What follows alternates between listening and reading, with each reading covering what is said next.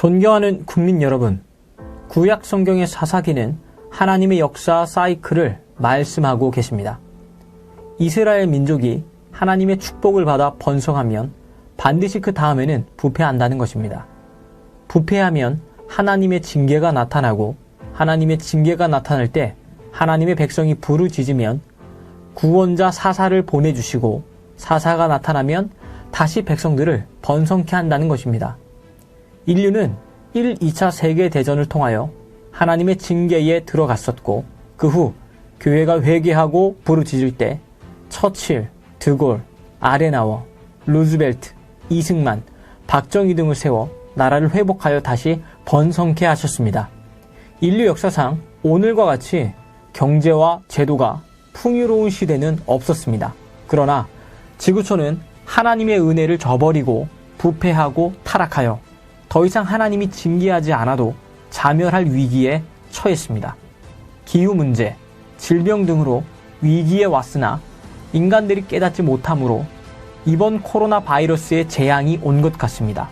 여기서 회개하지 않으면 이제 계시록에 기록된 마지막 재앙이 올 것입니다.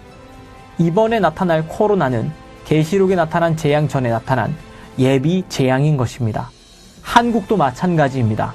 일제강점기, 6.25 전쟁 등으로 처참하게 하나님의 징계를 받았을 때 한경직 목사님을 중심으로 부산 피난민들과 부르짖고 회개할 때 미군을 다시 보내주시고 이승만과 박정희를 통하여 민족 역사상 가장 번성하는 축복을 주셨습니다.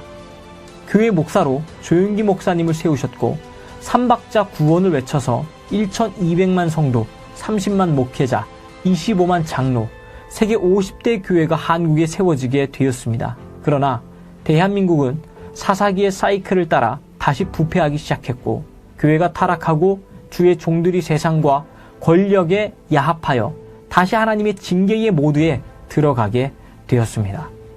이제 일어난 코로나 사건을 계기로 하나님의 징계 앞에서 회개하면 더 큰 재앙을 피하여 갈 것입니다. 무엇을 어떻게 회개해야 할까요? 첫째, 하나님보다 세상을 더 사랑한 것을 회개해야 합니다. 특히 주의 종들이 먼저 회개해야 할 것입니다.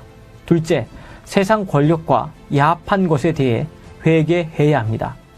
교회는 항상 선지자 편에 서야 하고, 세상 정부에 대해서는 철저한 비판과 견제의 자리에 있어야 하나, 오늘날 목사들은 권력의 단물에 빠져 야합하고 있습니다.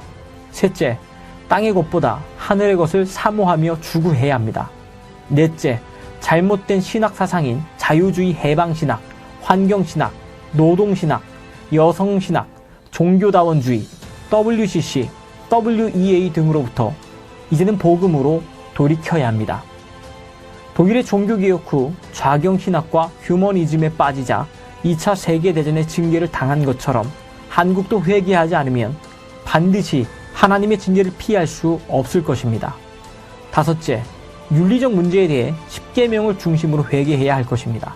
그리하면 하나님의 징계를 건너뛰고 부활한 니느웨 성처럼 다시 살아날 수 있을 것입니다. 서울구치소에서 전광훈